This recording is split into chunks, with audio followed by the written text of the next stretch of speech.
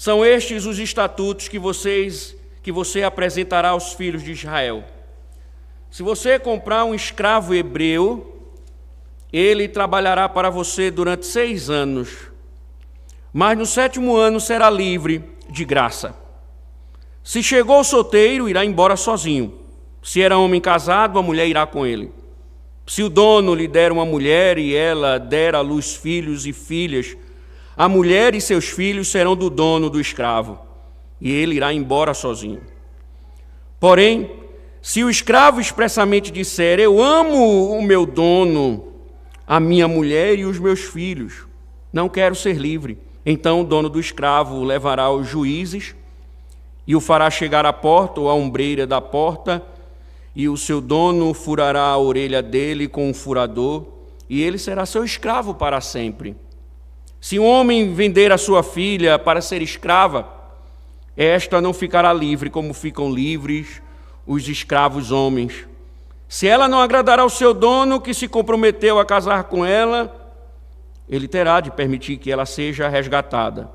Não poderá vendê-la a um povo estranho, pois isso será deslealdade para com ela.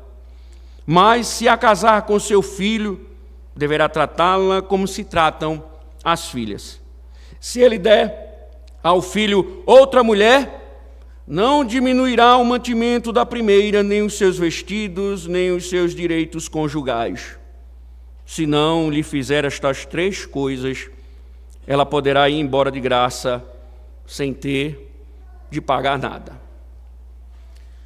Senhor, e a Tua palavra, ó Deus, nos ilumina diante de um assunto tão pertinente e nos instrui, Senhor, aplicando Tuas verdades aos nossos corações, porque Tu és o autor desta lei, Senhor, Tu és também um intérprete e com autoridade, Senhor, nos fala verdades tão maravilhosas e que estas verdades permaneçam em nós para a glória do Teu nome.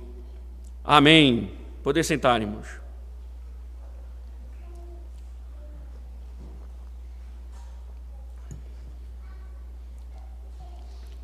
Abraham Lincoln, considerado um dos grandes presidentes dos Estados Unidos, visitou um leilão de escravos e ficou estarrecido com o comércio de seres humanos. Seu coração se sentiu especialmente atraído por uma jovem mulher no palco, cuja história parecia ser contada por seus olhos. Ela olhava com ódio e desdém para todos em sua volta.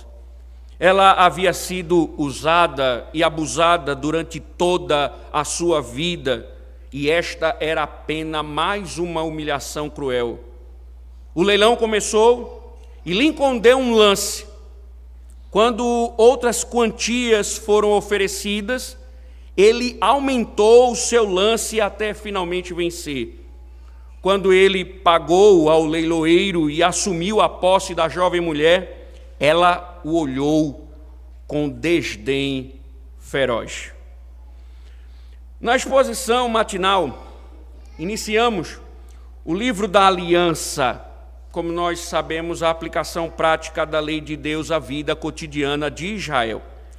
E agora, após instruí-los sobre a adoração que lhe agrada, os mandamentos tratarão sobre um tema sensível, a prática da escravidão. Isso mesmo, Israel teve escravos. Homens, mulheres e jovens viveram sob essa condição dentro do povo da aliança.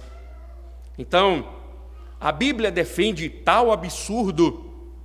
Muitos acreditam que sim, pasmem, desde pais da igreja até muitos protestantes defenderam a escravidão ao longo da história a partir das Escrituras. Só para você ter uma ideia, Charles Hodge, o pregador que, através de sua pregação, ferveu o coração de Simonton para a obra missionária, defendia escravidão.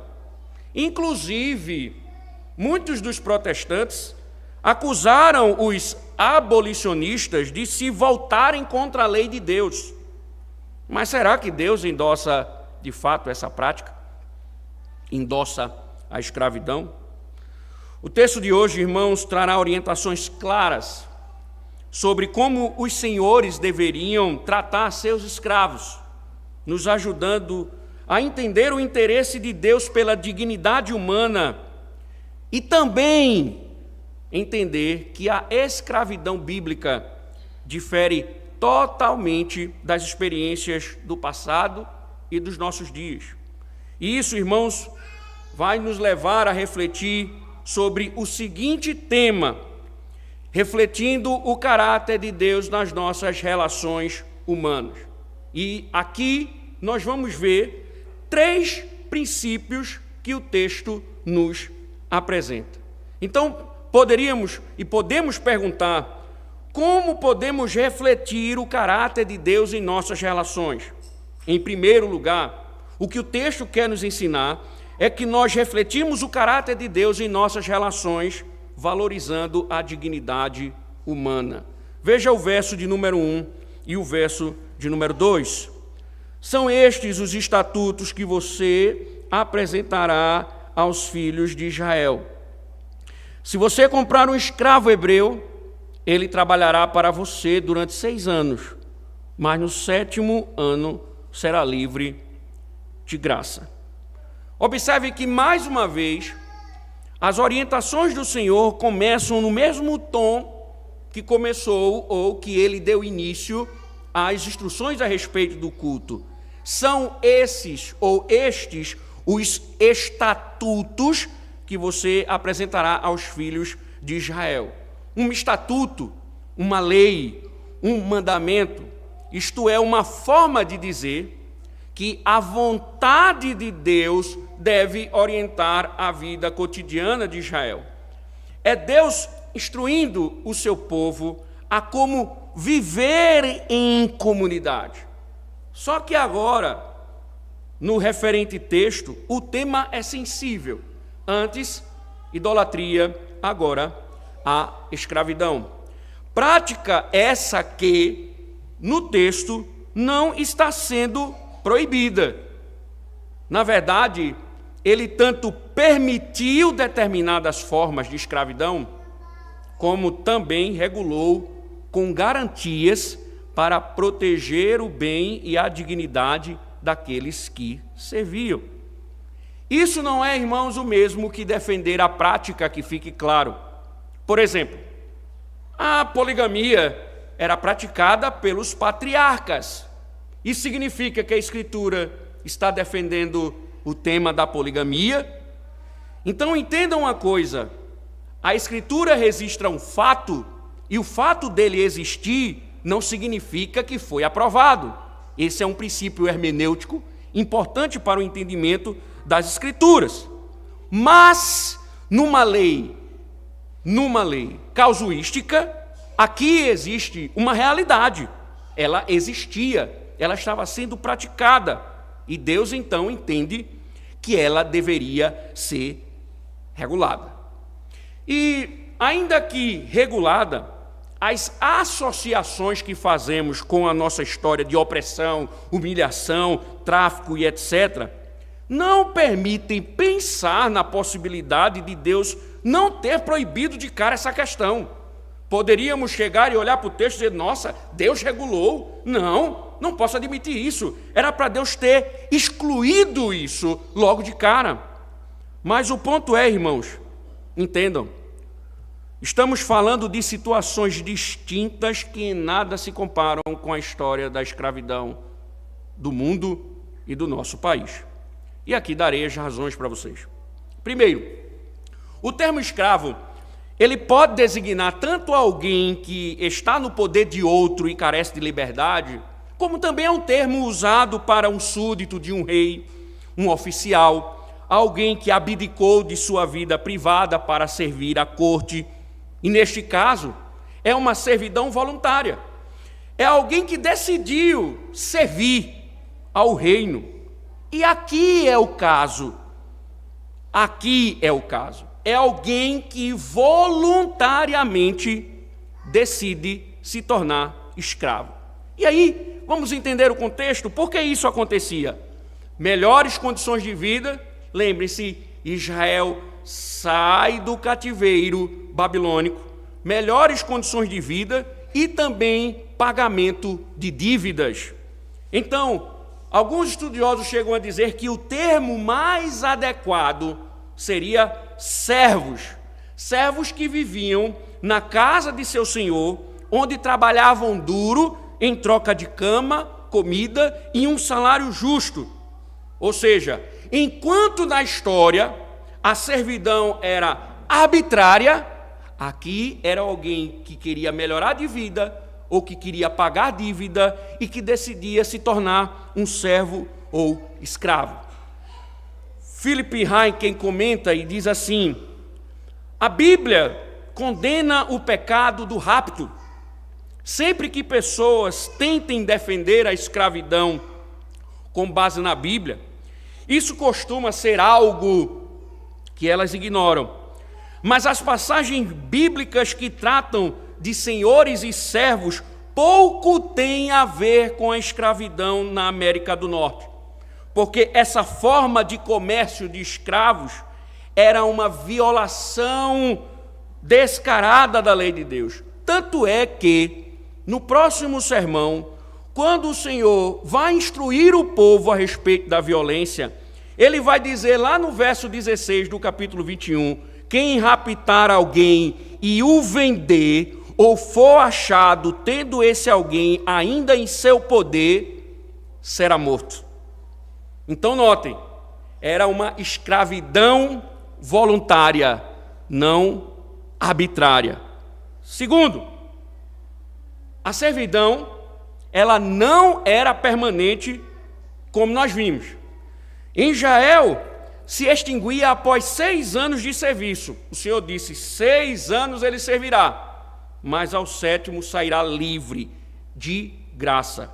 E entendam, libertos, eles tinham a chance de recomeçar, porque por vezes esses indivíduos cometiam crimes de roubo. Eles tinham então a chance de recomeçar. E Deuteronômio, capítulo 15, verso 12 ao 15, diz que os senhores, eles eram obrigados a dar-lhes tudo de que precisavam para retomarem a vida. Então eles trabalhavam 6 anos, no 7º deveriam ser livres e ainda contariam com a provisão dos seus senhores para que eles dessem continuidade à vida.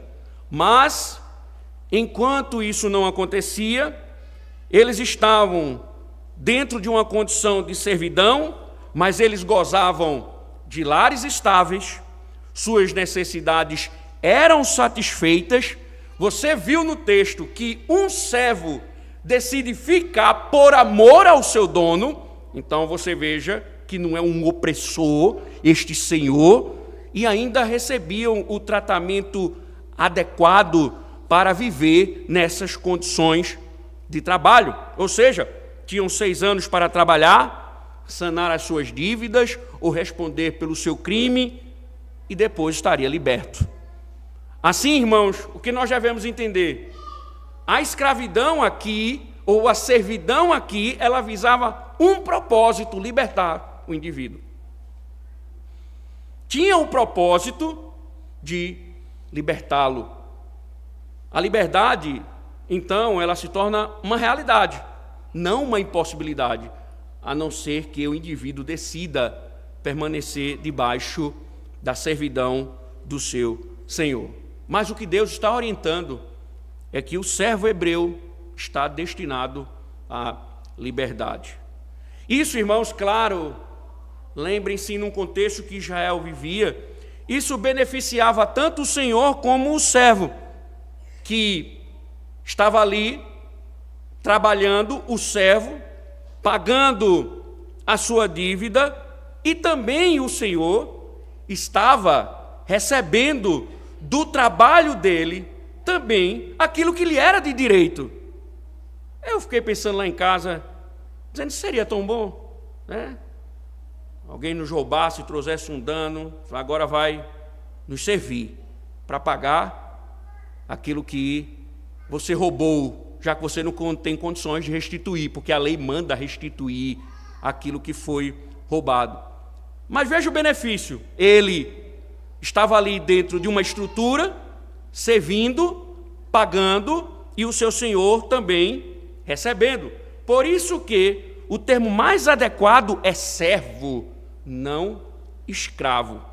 Provando assim, irmãos, que nós estamos bem distantes daquilo que ouvimos sobre escravidão.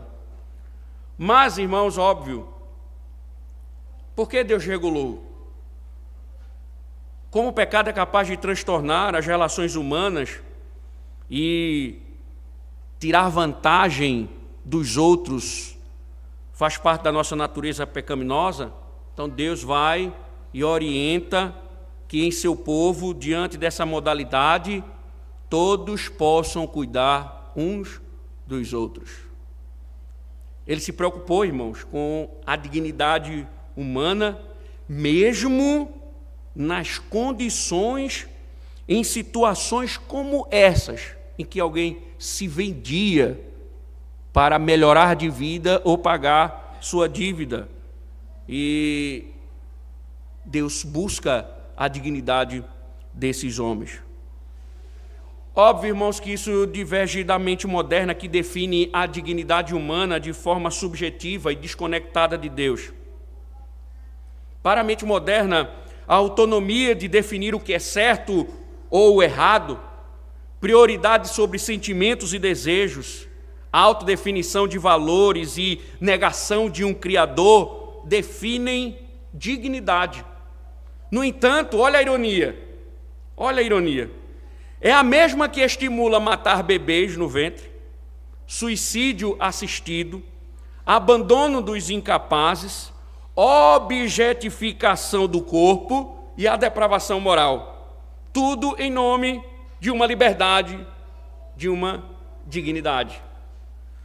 Todavia, irmãos, os seres criados à imagem de Deus só encontram a genuína dignidade na relação com o seu Criador e na obediência à sua lei.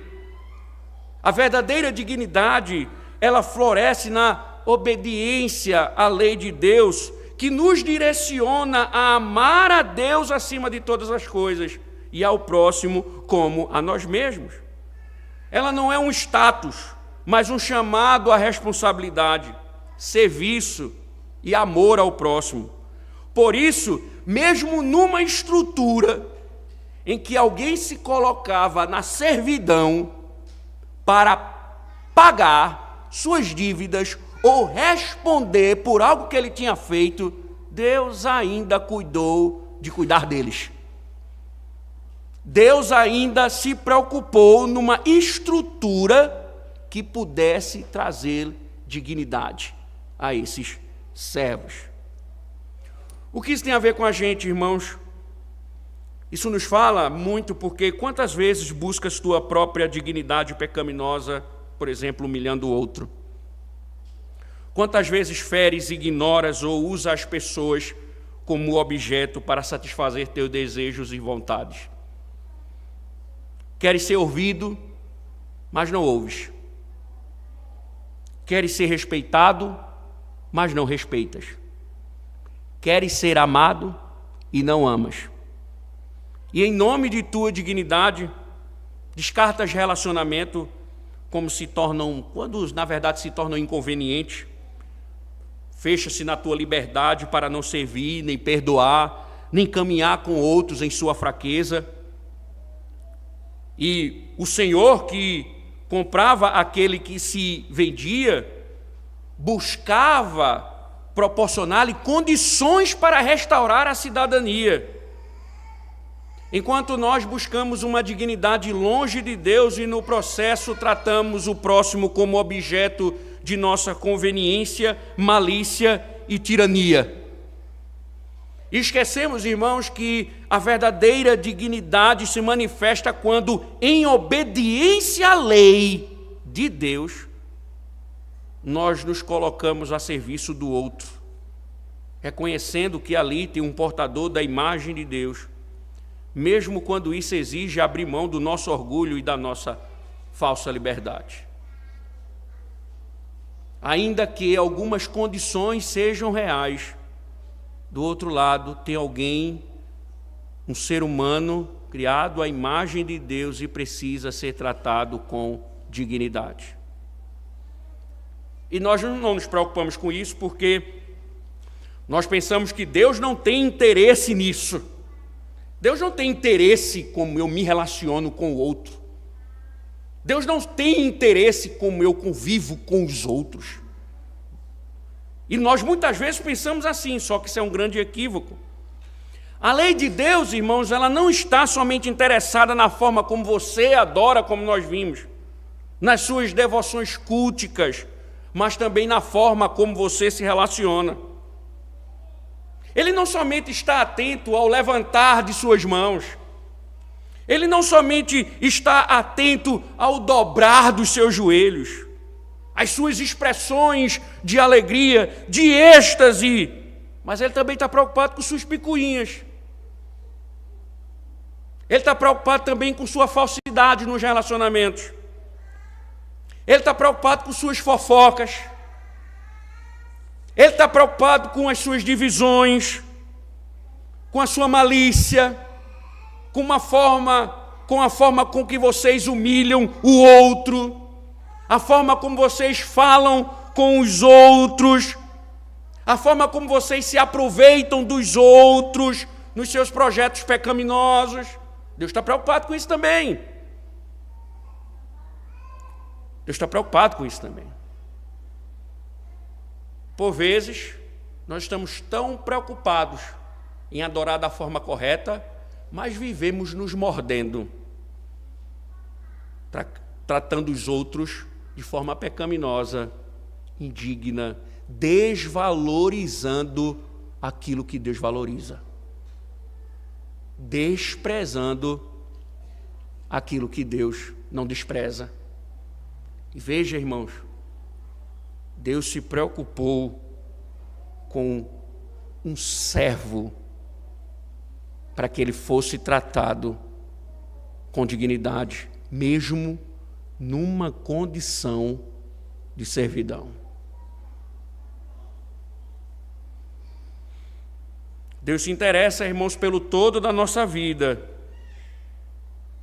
pela forma como nós tratamos os outros.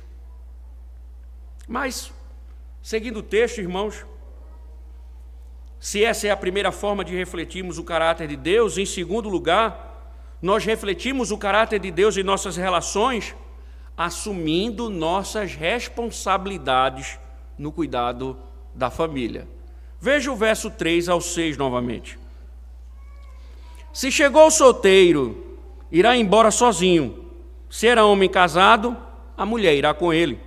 Se o dono lhe der uma mulher, e ela der à luz filhos e filhas, a mulher e seus filhos serão do dono do escravo, e ele irá embora sozinho. Porém, se o escravo expressamente disser: eu amo o meu dono, a minha mulher e os meus filhos, não quero ser livre, então o dono do escravo o levará aos juízes e o fará chegar à porta ou à ombreira da porta, e o seu dono furará a orelha dele com um furador, e ele será seu escravo para sempre. Note, irmãos, dentro dessa estrutura de dignidade, que há uma preocupação divina aqui com o casamento. Deus instrui que a liberdade deveria ser a mesma na condição inicial. O Senhor diz: se ele entra solteiro, ele sai solteiro. Se entra casado, ele sai com a família. Lembre-se, totalmente diferente do nosso contexto de escravidão, onde a história mostra que famílias eram divididas por causa do tráfico de escravos.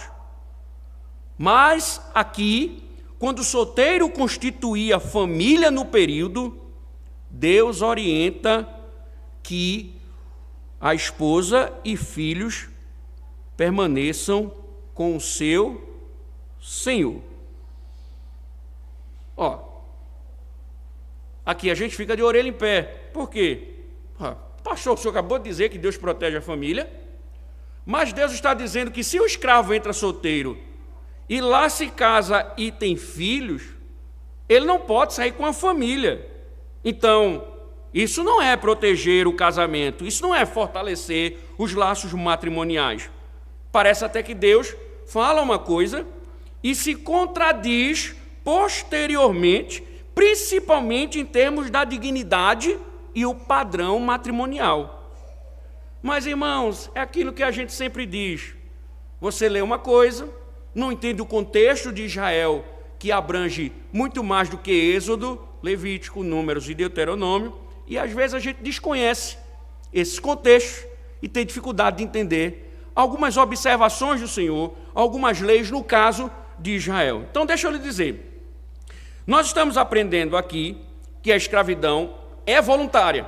Primeiro, é alguém que se coloca na situação de escravo. E a própria lei de Deus, lá em Levítico, no capítulo 25, verso 47 a 55, vai dizer que o homem tem o direito de comprar a liberdade de sua família. Então, o que é que está acontecendo aqui? Qual é a situação, então, que está em vista? Na verdade, irmãos, ao contrário do que se pensa, a lei de Deus está protegendo as mulheres e os filhos do marido que ainda não aprendeu a lição. Ele quer ir embora, ele quer sair da supervisão ou da servidão, e ele ainda precisa de um tempo para que isso aconteça. Caso contrário, ele poderia se afogar em dívidas, e aí então sua esposa e seus filhos também teriam de sofrer as consequências. Evitando isso, o que é que Deus diz? Deus designa os senhores que fiquem com as famílias. Então, quando ele diz que fique, não é que vai romper o casamento, não. Eles continuam casados, mas a família estaria segura debaixo do teto do seu senhor, sendo cuidada por ele, para evitar irresponsabilidade financeira do marido. Ora, se ele tinha condições de comprar a liberdade da sua família, ele compraria. Não é o caso aqui. Então, eles continuavam sendo uma família, mas a esposa e os filhos permaneceriam na casa do seu senhor até o seu marido apresentar condições e ter condições de assumir toda a responsabilidade por eles de um modo que honrasse a Deus. E aqui, irmãos, observamos uma dura crítica aos homens. Lembre-se, aqui entra por causa de dívidas e por causa de melhoria de vida. Isso é uma dura crítica aos homens, porque, pensem, sua condição de endividamento, que pode ser causada por inúmeras situações que fogem ao controle, mas aqui está colocando um pico de irresponsabilidade, fazendo com que as famílias permaneçam debaixo dos cuidados do Senhor, do seu Senhor, por causa de dívida. Em primeiro lugar, irmãos, dívida tem sido um problema em muitas famílias. É óbvio que nesse mundo viver sem boletos é impossível. E que também viver sem imprevistos também é impossível. A vida ordinária, ela traz inúmeras situações inesperadas. Mas aqui, irmãos, como se vê, há um fruto de irresponsabilidade. No nosso contexto, é fruto da cobiça. É o desejo de ter o carro que não pode manter, da casa que não pode pagar, da roupa de grife sem ter condições de comprar, do celular de última geração. Enfim, é uma péssima mordomia, fruto da cobiça. O puritano Thomas Watson diz: a cobiça faz do homem como o mar, que, embora receba diariamente novos rios, nunca fica cheio. Quanto mais tem, mais quer. Isso também, irmãos, resulta de uma falta de liderança. Em alguns casos, homens estão sempre atendendo os caprichos do consumismo feminino sem nenhuma responsabilidade. Para ser mais exato, em alguns lares, mulheres, na verdade, é que comandam a vida financeira dos lares enquanto os maridos se afundam. Quantos lares, irmãos, destruídos por causa disso? Dívidas. Quantos? Quantas famílias não estão padecendo por causa da forma como as finanças são conduzidas? Neste caso, aqui, o homem se vendia para pagar a dívida. E aí, irmãos, é dívida em cima de dívida em muitos casos, enquanto a dignidade da família está sendo jogada no lixo. Veja, você não tem condições de sustentar a sua família, ela vai ficar aqui com o Senhor. Ela não pode sair. Ela vai ficar aqui com o Senhor. Em termos práticos, irmãos, a mulher e os filhos só vestem porque os outros dão. Só come do bom e do melhor na casa dos outros. Só desfruta de coisas boas com os outros. Por quê? Por vezes, irresponsabilidade de maridos que se endividam, que não administram, que não honram o compromisso com sua família. E olha o que Deus está dizendo. Deus está preocupado com a família e dizendo: ela não deve sair com o homem, ela vai ficar com o Senhor. Enfim, irmãos, Deus também se preocupa com a família e nossas responsabilidades. Deus se preocupa, irmãos, com os homens, como eles administram responsavelmente ou irresponsavelmente seus lares. E aí deixa eu fazer uma pergunta aos maridos. Se hoje essa prática existisse, sua família, seus filhos e filhas, esposa, eles estariam sobre suas condições? Ou Deus diria que fiquem sob as condições de um outro Senhor? Já parou para pensar nisso? Se hoje essa modalidade fosse praticada, ela estaria agora na sua casa ou na casa do Senhor? Parou para pensar nisso?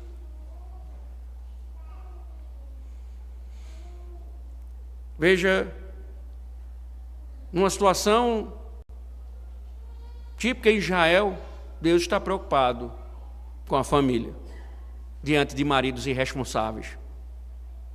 Mas aí você me pergunta: pastor, e aquele que decide ficar com a família? Eu vou deixar para o final. Eu quero seguir para o último princípio. Como nós podemos refletir o caráter de Deus em nossas relações. Em terceiro lugar, irmãos, impedindo abusos e garantindo provisão. Veja o verso 7 ao 11. Se um homem vender a sua filha para ser escrava, esta não ficará livre, como ficam livres os escravos homens. Se ela não agradar ao seu dono, que se comprometeu a casar com ela, ele terá de permitir que ela seja resgatada.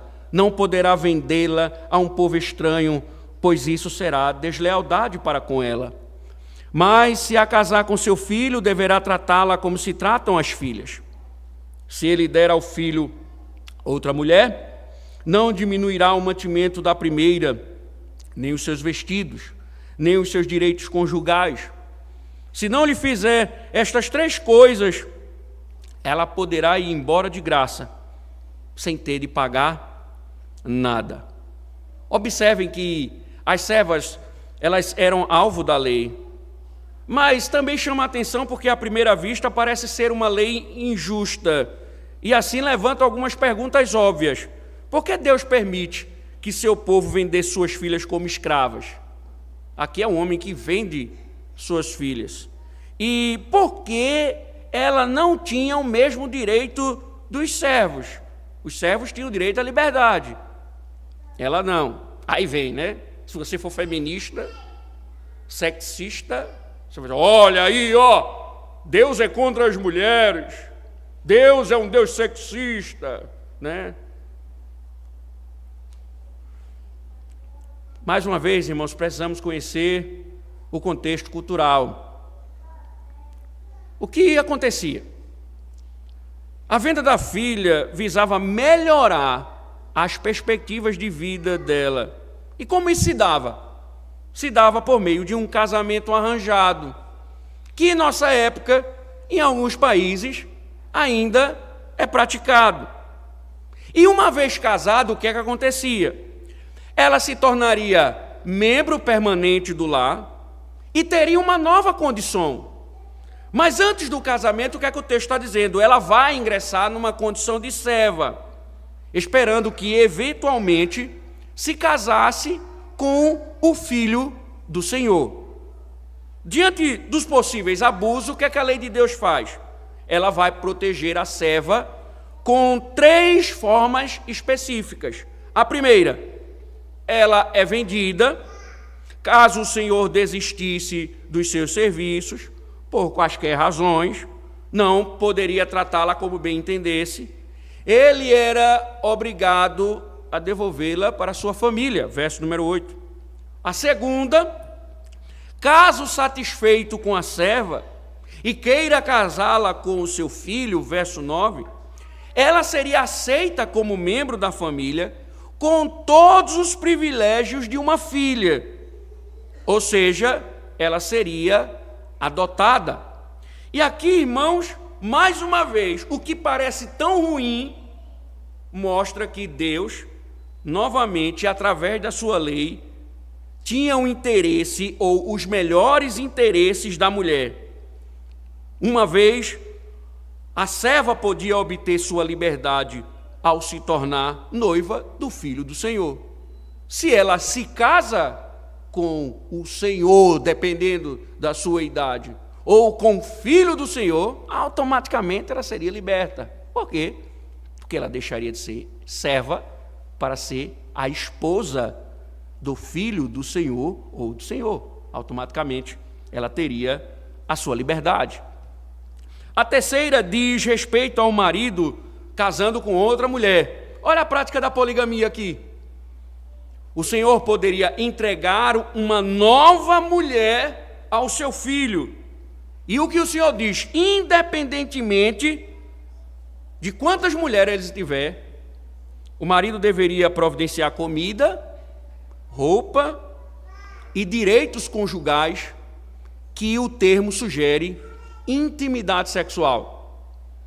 Se um homem, então, não providenciasse essas coisas para ela, o Senhor diz ela deve ser liberta. Tudo isso para impedir que os senhores tirem vantagem das servas. E aqui, irmãos, ouvimos por vezes os críticos, que a Bíblia é contra as mulheres. Até cristãos, por causa disso, quando leem um texto desse, ficam envergonhados. Mas a verdade é que Deus sempre amou as suas filhas e está nos ensinando que os relacionamentos, eles precisam ser transformados pelo poder da palavra de Deus, exigindo mudanças radicais. E aí, veja, em termos de aplicações, observe a proteção à jovem. Ela é vendida com o interesse de melhorar de vida, ela entra como serva e, servindo, ela se tornando agradável, é dada em casamento. Quando ela atende o requisito, se torna membro de uma família e é tratada como filha, uma vez prometida ao filho. Tudo isso, notem, para proteger a jovem. Tudo isso para proteger a serva. Hoje os namoros atendem a isso.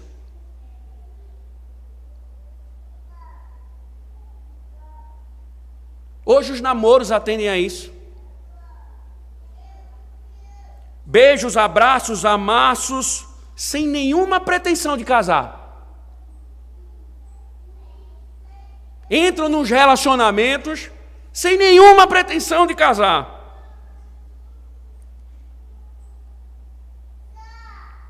Segundo, que preocupação desse pai, não é não?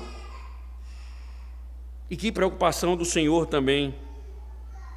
Não que a Escritura defenda o casamento arranjado, mas já repararam que já vimos em Gênesis, voltamos a ver aqui novamente que os pais participavam disso,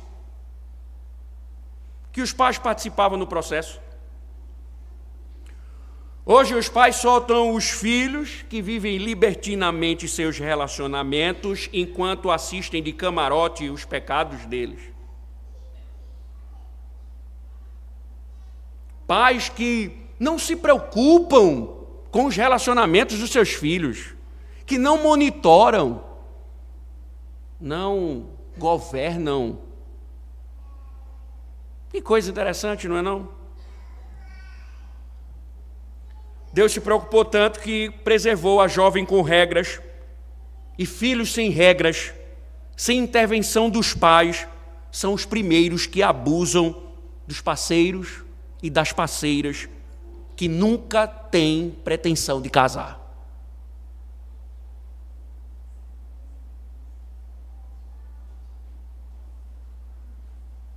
Quanto Deus preocupou-se com a jovem para que ela não fosse usada indevidamente. Nossos jovens se relacionam com a nossa aprovação e nem imaginamos que, por vezes, há atitudes que transtornam a dignidade humana. Porque, pensem, a pessoa, você é um jovem, beija, abraça, amassa, aperta, cheira e depois diz: quero mais não. Acabou. Que indivíduo é aquele? É um bicho? É um animal? É o que aquilo ali? Para que eu adentre numa intimidade e depois diga não quero? Está vendo, irmãos, como nós somos mundanos? Está vendo como nós somos mundanos e nós não percebemos? Deus disse: ela serve, se não gostar, devolve. Se agradar, entrega ao marido, entrega ao filho, casa e ela vai se tornar filha. Né? Segundo, irmãos, preste atenção, a lei para servas ajuda a estabelecer a agenda para o casamento cristão. Porque de que uma esposa precisa? O texto diz que, ainda que ele receba uma outra, ela tem que comer, ela tem que ter o sustento, ela tem que ter o abrigo, ela tem que ter os cuidados, ela tem que ter a intimidade, que é um direito dela. Então, ela precisa comer, e é responsabilidade do marido sustentá-la. Ela precisa do abrigo, logo deve ser o marido providenciar os cuidados necessários e sua proteção. Ela também precisa de intimidade em todos os níveis, isso é responsabilidade do marido. Ou seja, é responsabilidade do marido suprir as necessidades da sua família. Por isso que o outro não pode sair com a família. E esse daqui tem que cumprir com sua tarefa. Um marido, irmãos, que não cuida da esposa em qualquer uma dessas áreas, sustento, proteção ou expressão física de amor, viola a lei de Deus. É responsabilidade do marido. Ainda que você diga: Senhor, ainda que o seu filho receba outra esposa, a outra deve receber todos os seus direitos. Comida, no nosso linguajar, comida, roupa lavada, teto. tudo aquilo que é necessário. E muitas vezes, irmãos, o que observamos em lares? Homens que abdicaram de suas responsabilidades. Homens bananas que não governam mais os seus lares, e esposas e filhos padecem pelo medíocre governo deles.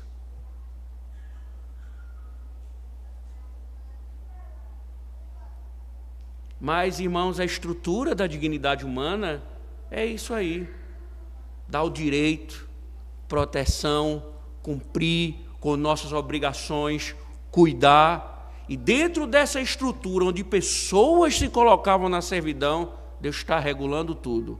Preocupado com o homem que entra solteiro, preocupado com o homem que entra casado, preocupado com o homem endividado, preocupado com a jovem que está sendo vendida para melhorar de vida, preocupado com a estrutura de casamento para que seja mantida, preocupado com a responsabilidade dos homens.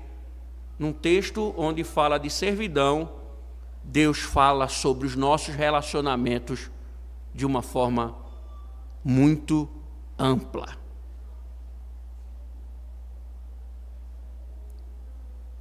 Por vezes, homens que não governam os seus lares, suas esposas são piores do que escravas.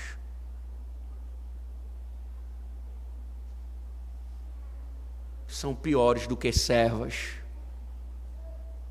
Porque nem um senhor trata como certos maridos tratam suas esposas. Então, o que é que a gente tem que fazer? Sair daqui. Lembra de manhã? Espera a praticidade. Espera a praticidade. Primeiro, cuidado com a sua vida de dívidas. Diga, irmãos, dívidas, viver sem dívidas neste mundo, me ensine, que eu não conheço como. Porque todo mês chega boleto lá em casa.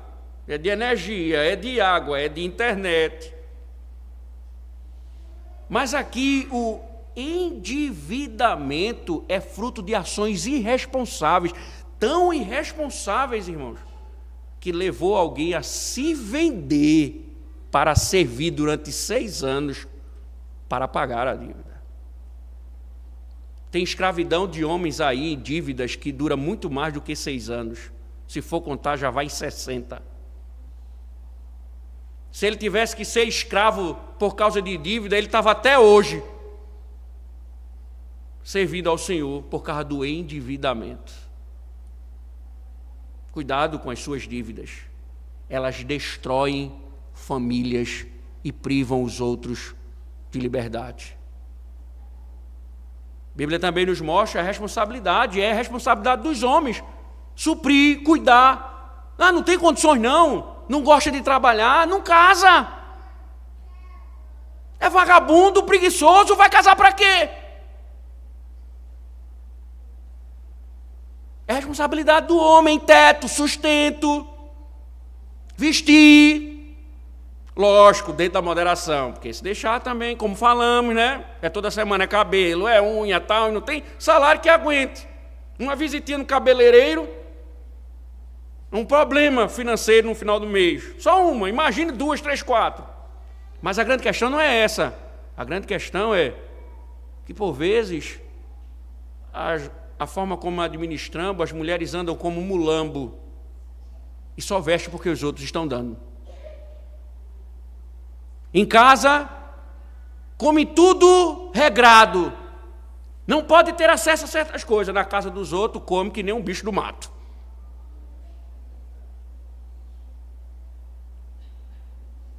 O Senhor está dizendo a responsabilidade dos homens. Se você não quer sustentar, não case. Se você não quer dar teto, não case. Terceiro, nossos namoros, a forma como conduzimos as coisas e transformamos outros de uma forma tão indigna, nos relacionamos e dispersamos, destruímos vidas, porque simplesmente são usadas para satisfazer os nossos desejos. E claro, isso serve para a igreja, os nossos relacionamentos. Nós vivemos uma comunhão dos santos ou uma rivalidade? Nós nos relacionamos porque estamos disputando alguma coisa. Tem alguém aqui disputando alguma coisa com o outro? Tem algum aqui com a língua afiada, falando um do outro, trazendo transtorno à vida do outro, levantando fofoca do outro, criando confusão, divisão? Isso é uma forma pecaminosa de tratar o outro. E Deus está preocupado com isso. Deus está preocupado com isso. Tão preocupado que dá leis a Israel como tratar os servos. Por fim, irmãos, fiquei devendo observar a lei para um escravo que queria entrar no serviço permanente de seu senhor. Vamos voltar ao verso 5 e 6. Porém, se o escravo expressamente disser: eu amo o meu dono, a minha mulher e os meus filhos, não quero ser livre. Então o dono do escravo o levará aos juízes e o fará chegar à porta, ou à ombreira da porta, e o seu dono furará a orelha dele com um furador, e ele será seu escravo para sempre. Veja, irmãos, o que é que o texto está dizendo aqui? Em um caso, após 6 anos de trabalho, um escravo decidia continuar a servir o seu senhor. Ele não quer ir embora. Para evitar abusos, então, o que é que Deus ordena? Era preciso ocorrer o que chamamos de uma cerimônia pública. Então, o escravo ele se dirigia aos anciãos e declarava formalmente o seu desejo de continuar servindo. E é interessante que algumas versões, elas acrescentam ou colocam também que o escravo precisava ser levado perante Deus. Ou seja, o que o texto está dizendo é que essa declaração formal feita aos líderes espirituais, e no caso da comunidade de Israel, da aliança, era feita antes de tudo diante de Deus. Era um juramento feito diante de Deus, que os presbíteros, os anciãos, testemunhavam.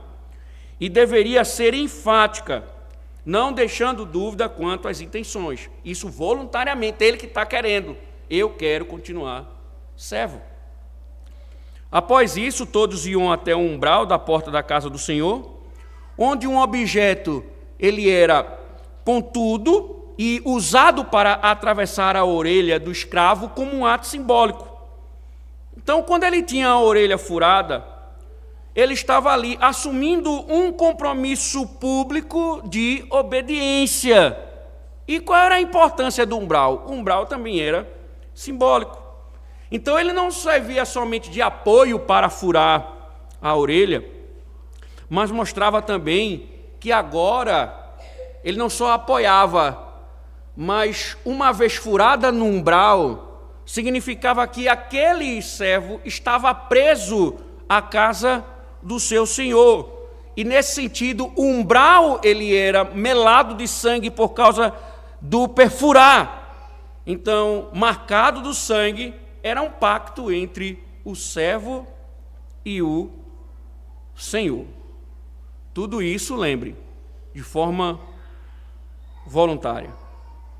Agora, lembra que nós falamos aqui, não tem nada a ver com a escravidão que nós conhecemos, porque como é que alguém faz uma escolha, rejeita uma liberdade e permanece sujeito ao Senhor? A resposta é o amor. O escravo que tinha sua orelha perfurada faria um juramento de lealdade: eu amo meu Senhor. Eu amo minha família e meus filhos. Então, não era uma tirania, não era uma servidão em forma de tirania, mas um ato voluntário de amor.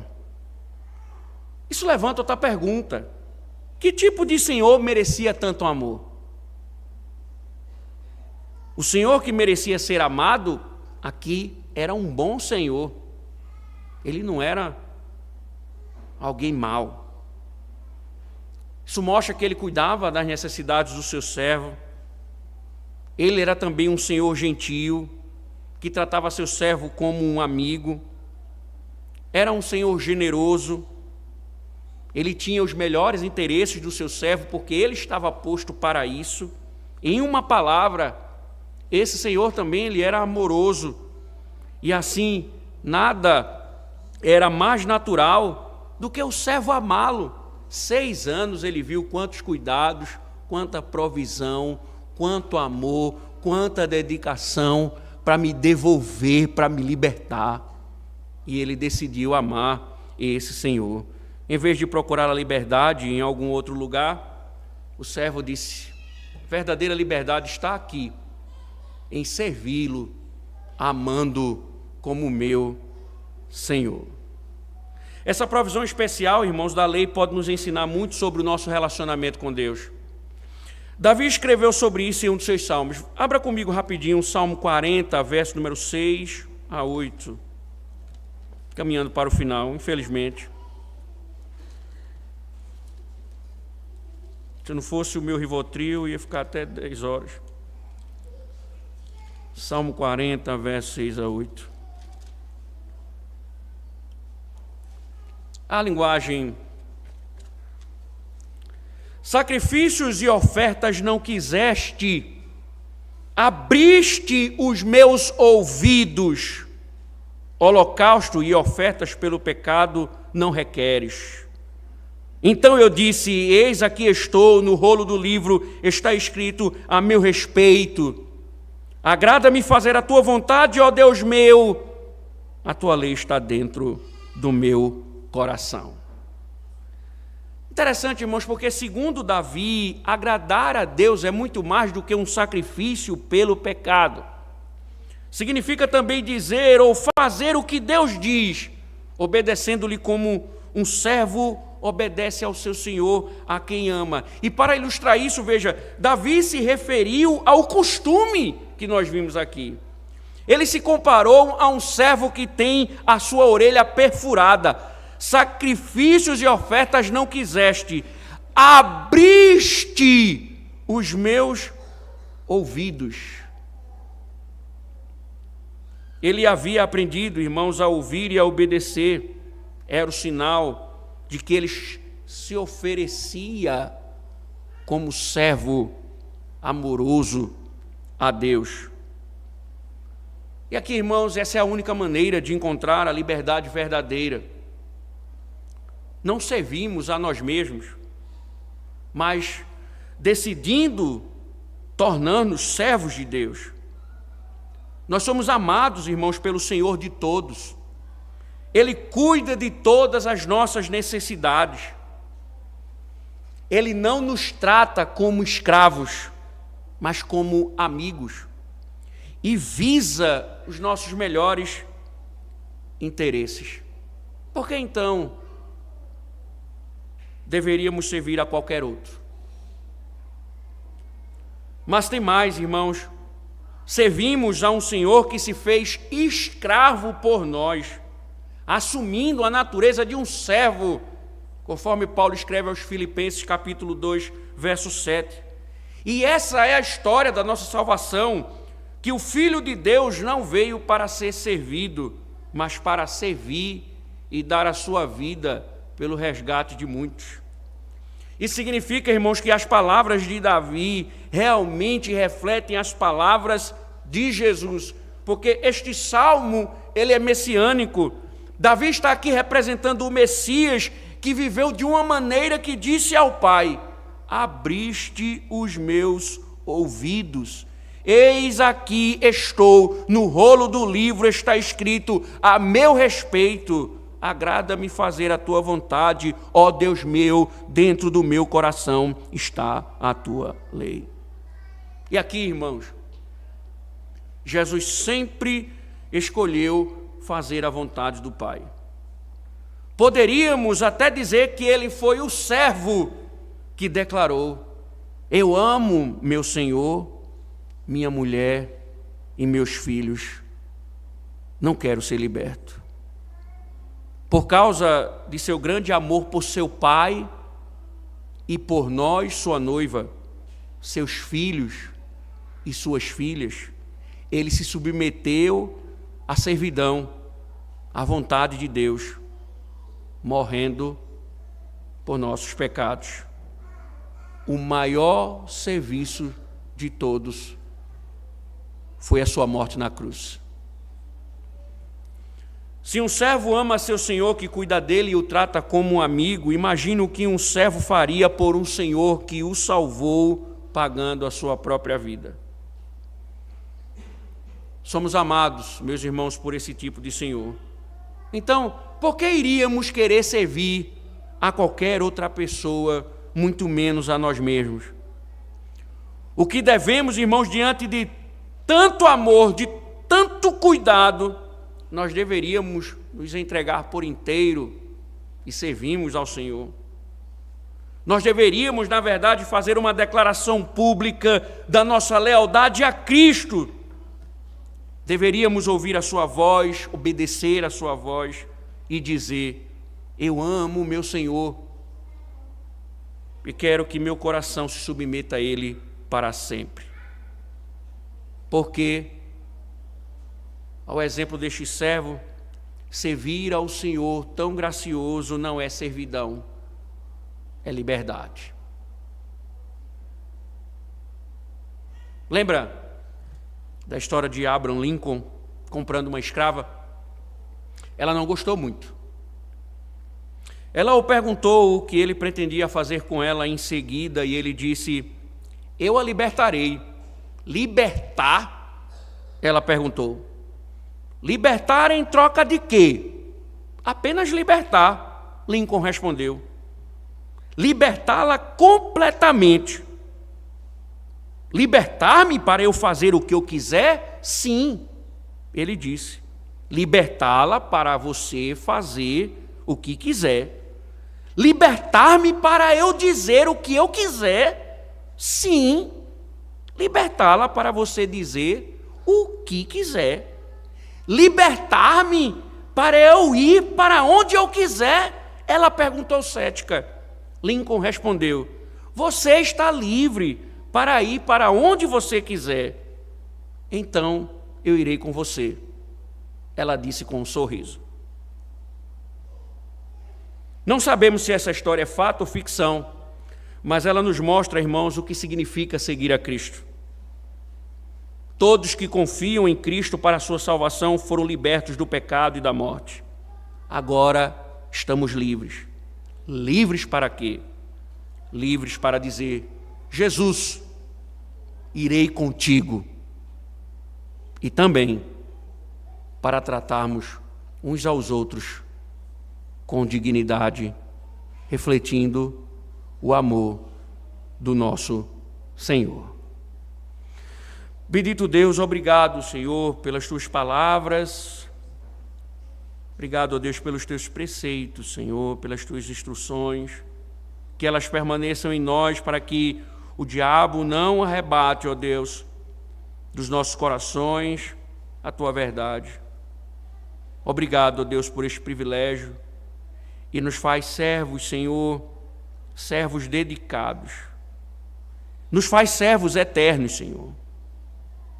Servos para todo sempre, para te servirmos com alegria diante de um Senhor tão bondoso que tem cuidado de nós com maestria. Obrigado, ó Deus, e por isso nós cantamos, louvamos diante do teu favor. Em nome de Cristo. Amém.